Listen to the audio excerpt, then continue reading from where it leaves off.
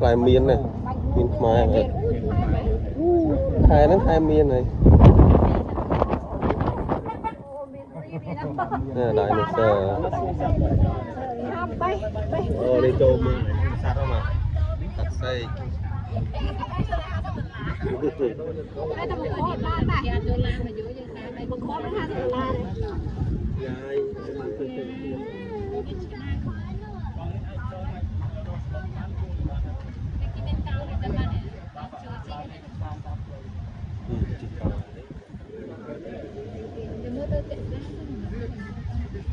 Chị tới xe hoa nữa.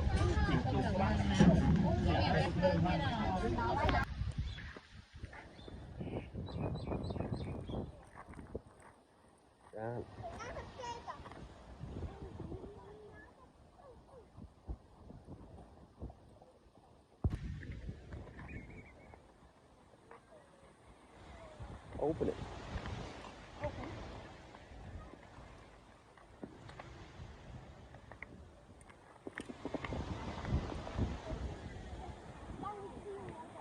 Con cùi nắng ấy con. Con cùi nắng ấy, sao?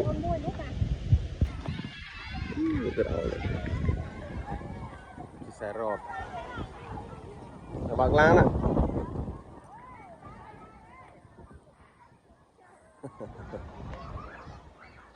Nào, món chi xe rọt đấy. Xe rọt mày hiến.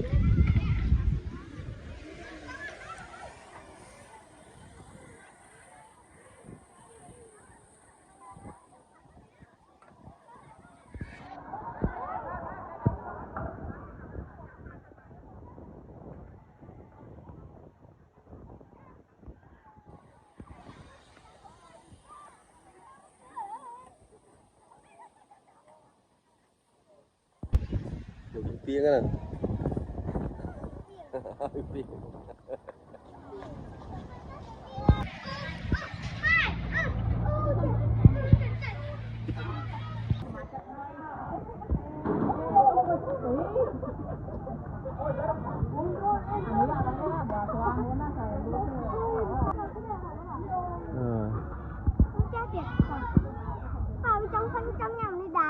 Nhau đang bị nhau cả.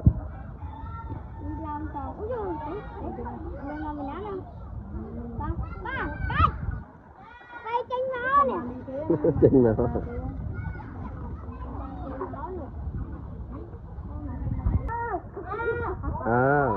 lại lòn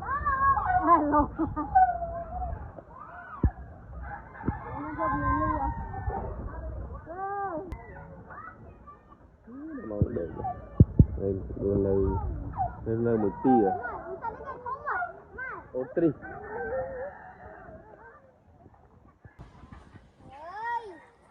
miền mòn đấy mòn bò tí này mòn sọc kìa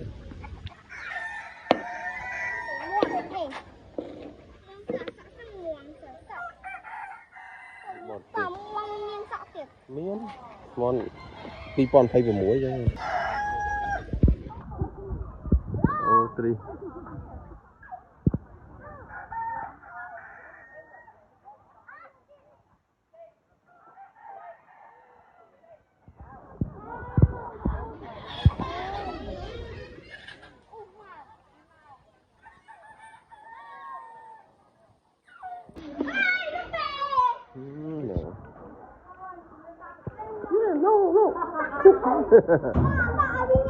ở đây em miên được cho anh em hay không?